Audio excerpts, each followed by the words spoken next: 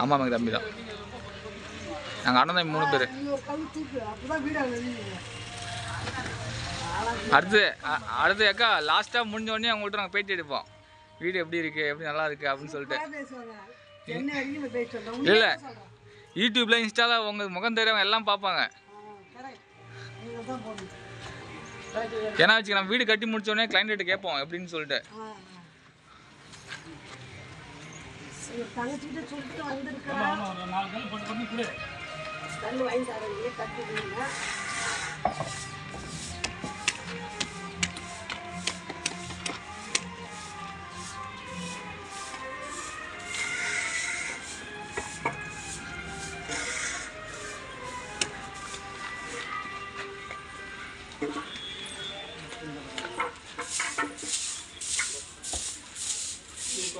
வரைக்கும் வச்சுங்க ஒட்டிட்டாங்க சொல்லியா?